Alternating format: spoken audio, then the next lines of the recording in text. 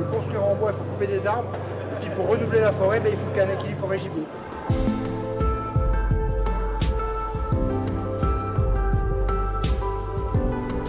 L'idée, c'était de mettre en valeur ce qui était prélevé dans les forêts, notamment les ongulés, ce qui pose problème dans le renouvellement des forêts, et de le valoriser avec toute une histoire à raconter.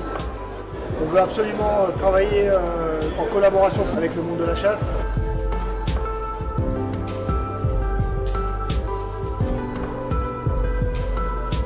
Il faut redonner un autre sens en préparant, en séchant, en salant.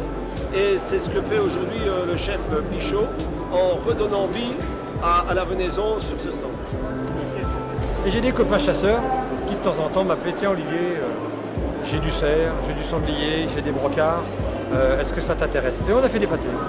Et puis ces pâtés un jour ont été primés par la Chambre d'agriculture et c'est comme ça que le lien avec l'ONF s'est fait. Et depuis, on a mis de belles choses en place. Voilà, ces pâtés, des saucisses cuites, des saucisses sèches, des échines. Et puis, je me suis amusé à faire des jambons.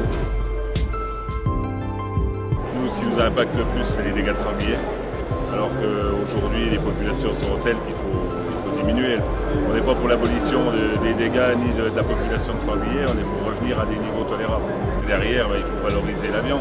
Toute viande a sa place, je veux dire, ça change aussi de nos habitudes. On ne peut être que d'accord avec ça. C'est une étape. Depuis le départ, Fibois Grand Est s'est associé à ce projet. Le bois, c'est un matériau absolument nécessaire pour les hommes et il faut qu'on trouve un équilibre entre ce qu'est la faune sauvage et puis ce besoin d'arbres, donc de bois.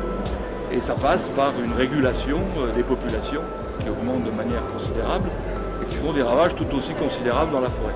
Et se pose aujourd'hui le problème de ce que l'on fait des animaux qu'on a prélevés. Cette opération Goûter la forêt, c'est la possibilité de faire la démonstration que l'on peut faire des choses intelligentes ensemble et que l'on peut trouver une forme de consensus autour des multifonctionnalités de la forêt.